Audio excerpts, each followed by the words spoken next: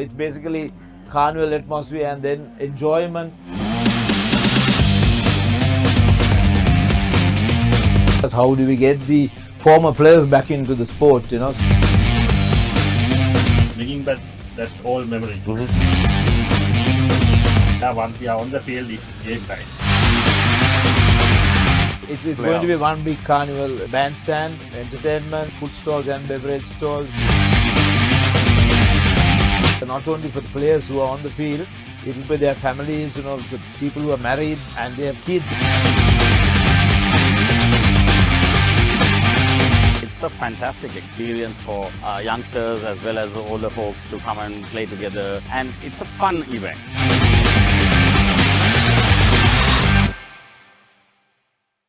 Hello and welcome to this session where we're going to be looking at the most important rugby and entertainment event that's coming up in the next couple of weeks. On the 30th of August, the CR&FC ground is going to be hosting the C Rugby tournament. And we're talking to a few gentlemen who know exactly what it's about, who've been part of the organizing and also part of the playing crew for the last 9 years of this fantastic event. I have with me Jehan Canagaratnam, former CR&FC president, former Royal College player, and now probably one of the major prop-ups at the CR&FC bar, so he knows all about C Rugby.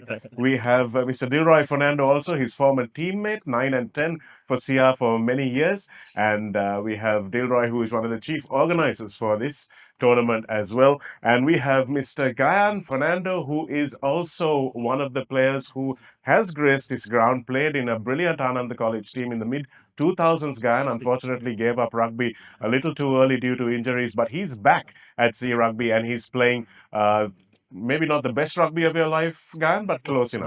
But fun rugby. Fun rugby, okay. Dilo, I'm going to come first to you. Yeah. It's a tournament that you are organizing and putting together. What is it all about? What's the concept? Why did you think of doing it? Yeah, so concept is actually a few friends, we got together and we discussed how do we get the former players back into the sport, So like if you take people like Jehan, who has played at the highest level, even Gayan, and then you represent your school, then the club, but they've given up playing rugby football. How do we get them back? So through C Rugby, what we have done is we have managed to get a lot of old boys, not only old boys, the girls who were cheering for their school, while they were in school. So we have managed to get them back into the sport. And then it's going to be one big event. Last year we had 3,000 plus spectators at the CR&FC. So what we want is get the old players, the boys and girls, back into the game. And also through this, some of them are already, again, they have come back and they're supporting the school teams. That's great. Is a big thing. Jehan, what is your experience of C Rugby? You've been part of it for a few years now. You've hosted it here at the club. What's it all about? Yeah, Shanaka. So this is, from I'm being told, is the 9th year that we are having this tournament. It's a fantastic experience for youngsters as well as older folks to come and play together, and it's a fun event. It's meant to bring fun back into rugby. Currently, all our league games in club and schools are so serious and so competitive. This brings in a different competitive advantage of being able to have some fun and play some rugby and show some of that skill, both for men and women. And so it's a great opportunity for the people. Gayan, you're the one in the center out there. You're going to be playing this year. You've played in the past as well. Tell us what that experience is like. Yeah, absolutely, Shanaka. I think the game has evolved. Similarly, C Rugby also has evolved. I think how we started about 9 years ago with a set of old boys. But now it has come to a completely different level where they bring up completely a carnival atmosphere. I think this is something that probably lots of old boys and old girls, I would say, are looking for. I think from last 2 to 3 years, they have rebranded this entire concept. Now it's completely create a different vibe, amongst the rugby fraternity in Sri Lanka. So happy to play. I think I'm glad to play for last 3 to 4 years consecutively.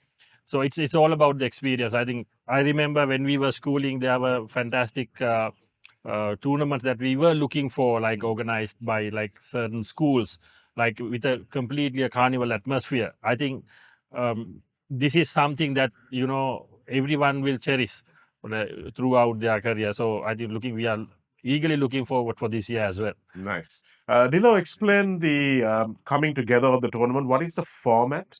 What is the composition of the teams? What is the draw going to be like? So this year's tournament will have 16 teams. So it's 16 boys' schools. So they got to earlier we allowed the girls to be pick and chosen from the forces or former players or current players. But now we have stopped that. So now what we're doing is the sister schools. The boys will have to pick girls from the sister schools, all girls. So there is no age limit as long as they're out of school. They could represent the school. But for the boys, so there are 16 teams, and they're pooled into four groups. So each team will have 3 games in the league competition. The top 2 will advance to play in the cup semi-final, cup played. Third, fourth teams will be playing in the bowl competition. And so the age criteria is on the pitch at any given time, 7 players, 5 boys and 2 girls. Out of the 5 players, male, they got to have 2 players over 35 and 3 players over 25 years of age. And for the female, it's open. So 4 female could be registered, but only 2 on the field at any given time. So 8 males could be registered, but on the field, 5 players at any given time. So it'll be rolling substitutions because we don't want to tax them too much. People who are playing after probably, I mean, some of them have been playing in the last couple of years, but some of them could be in the age barriers of, criteria of, take over 35, they could be 45, 50, 55 years old, but still they could come and play because it's tag rugby. And so what we have done is the rolling subs. You play 5 minutes or 2 minutes, then you can be substituted by somebody else and you can come back. So it's on rolling substitutions as well. Jehan, has Dilroy been able to tempt you to put your boots back on? That's been a bit of a hassle with the priority I have, I guess, and I'm kept away probably for good reason. But I, as a former president of this club, I love the fact that we have 4 folks here that are administratively involved in some way or played in this club out here. I just think that it's a fantastic opportunity for so many different people around the country to be involved with something of this nature and bring rugby as a aspect of fulfillment.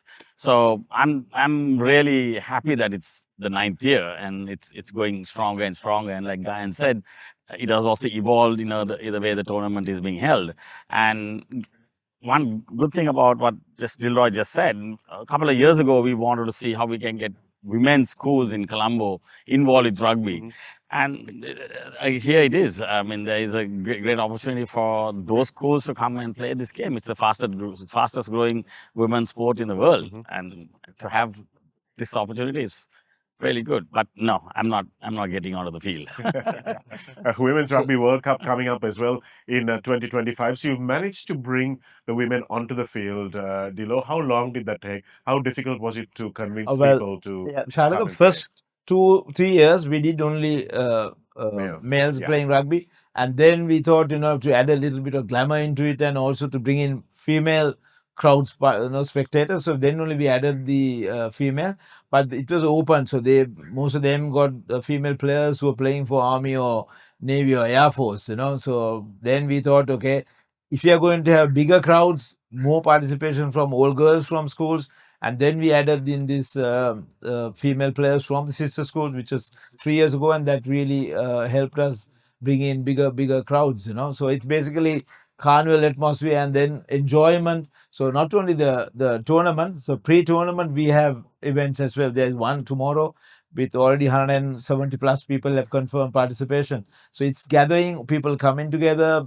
Like if you take the Bradbury Shield, it's 2 years of entertainment, fun, people, get together, people come flying from overseas. So this is something like that. We have players flying in from overseas as well. Wow. Last couple of years, we had some Trinidadians and Zimbabweans who flew in from countries like Dubai. Even this year, we have players flying in to play in the tournament. They fly in on Friday, so Dubai holiday on Friday, Saturday, and they fly back on Sunday, which is, Interesting. So, Gayan, looks like you'll have your work cut out for you. You're playing for the old Anandians, but what's the standard like, and what's the level of competitiveness on the field? Yeah, I would say once we come on the field, ultimately all of us are rugby players, and how competitive it is, because no matter how we behave off the field, But once we come to the field, it's all about attacking each other. That's how that's where we get the exact rugby spirit towards to our body and play. But whatever said and done, the best part of the game or the best part of the tournament is bringing back that old memories. I think sometimes, even though there can be players who are, as Dilroy sir said, about 35 plus, but they still try to put a side step and run. That's the best part of the story. And sometimes they will, and then the rivals obviously bring us lots of memories, and they will come up with the crazy things that we did during the tournaments, or maybe some off the field. I think that is the best part of the story. But as as all of us are aware, once we are on the field, it's game time. So Right. that's the biggest. I would say that's the biggest part of the game. And who was the guy you enjoyed playing most against last time? I would say so. I had the chance to play with Fasil. Because when I was 16 years, both of us played Sri Lanka for together. And again under 19s, and then again for nationals. And obviously after that I played for C and he played for Candy. And now he's coaching my son. Right. So the best part is, playing with Fasil. Still, it's very difficult to catch him, like especially with side steps and all. So I think probably we believe that maybe next year or the year after, people like the players like Nigel also will join. So that's the biggest spirit. So then we can rekindle all the stories, all the everything that we did. So I would say it's definitely it's Fasil that happened not last year, the year before, with Ananda and King Sutri. And when you got the ladies players coming into your teams for the first time, Gayan, how did that work in terms of practice? Did you have to teach them the basics and bring them up and tell them what to do? Or Not really. So then Anand is playing with Museus College. So we have wonderful 3 girls who are playing for Mercantile Sevens. Oh, nice. And their skills are, like, I would say, comparatively next level. So they know Better how than to the boys. probably probably in certain boys, because they are in touch. They are in touch with the Yeah. game, and even the ball handling, the passing. They know their basics. So what we need to do is just managing people. Okay, you look after this person, and then we will help you each other. So that's I think, as Dilroy sir correctly mentioned, even the women's rugby has evolved drastically. So even this can be another opportunity. This would have been like, I would say this, because we started about 3 years ago adding on this female players. female players. So that's a value added service, or probably value addition for female players. So they are highly competitive, I'm sure. I'm sure you would have seen how under 20 girls played a few days back. I'm sure they will do a good fight against the boys. Yeah, I'm And sure. Shanaka also add to what Gayan said, it's not tackling, it's tag. Yeah. So you don't get injured, but Yeah. still we have the medical facilities, everything, but then it's not tackling, tag. So safe for them to play. Yeah, for sure. It's not, you're not going to get a contact injury, that's for sure. Dilroy, what is the entertainment going to be like? What is the ground going to look like? How is it going So to it's play going out? to be one big carnival, Shanaka, not only for the players who are on the field, it'll be their families, the people who are married and they have kids, they could bring in, because there'll be kiddies play area.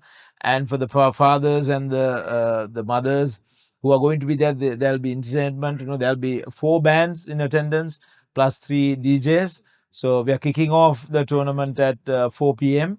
and it'll be on 2 fields, 2 pitches. The size of the length of the pitch is going to be 60 meters. It's again 40 meters width. So there'll be 2 fields, but final round will be played on 1 field. And so there'll be a bandstand, entertainment. Then there is also going to be food stalls and beverage stalls. And then there'll be kiddies play area, then face painting. All those things will be there in action. It's going to be basically a carnival at CR&FC. Nice. And Jehan, you must be looking forward to hosting the tournament at CR&FC once again. The club officials must be really looking forward to the sales that they're going to make at the bar. But for you, do you ever tire of running into your old rugby friends? No, not at all. Gosh, no, Shanaka, you would never do that, right? I mean, it's always, and the same story gets reminisced in a different way, and people get bullied about something that they did, and I'm glad I won't be propping up the bar. There'll be a lot of people to prop up the bar this time, and so CI is, I mean, we'd like to be part of that whole culture of encouraging the sport, and so it's certainly something we would really love to see on, and how it pans out on the 30th. I'm being told over 1,000, 2,000, 3,000 people would be here. So Last year, Jehan, we had because we gave basically tags when they were entering. So plus, see, our bar was full, and we had 3,000 plus spectators last year. So, and got to give a shout out to the organizers behind this, and as well as the backers, financial backers of this. Otherwise, it's very difficult to have a tournament of this nature. So, shout out to them. And community rugby is a big thing in other countries, isn't it? And these kind of don't have that. When you finish school, if you're not playing for a club, there's nowhere else to play. So this is a great, maybe it's something you can do more than once a year, Dilroy. Yeah, so we are discussing next year going to be 10th year, you know, so 9 years we have done. Maybe we could try and bring some teams from overseas as well and start a bit early or play it over 2 days period. And also apart from the trophies, cup plate, ball, there'll be also prize money given to the teams who champions, and also most valuable male player, female player. There'll be cash awards as well. Great. So everything to play for, guys. C Rugby, and you have to be here on the 30th of August. 4 o'clock is when the tournament will start. We'll see you there at the CR&FC grounds. Gentlemen, thank you. Thank you very much. So it's basically carnival atmosphere and then enjoyment. How do we get the former players back into the sport, you know? Bringing back that old memory. Once we are on the field, it's game time. It's going to be one big carnival, bandstand, entertainment, food stalls and beverage stalls. Not only for the players who are on the field, it will be their families, you know, the people who are married and they have kids. It's a fantastic experience for youngsters as well as older folks to come and play together, and it's a fun event.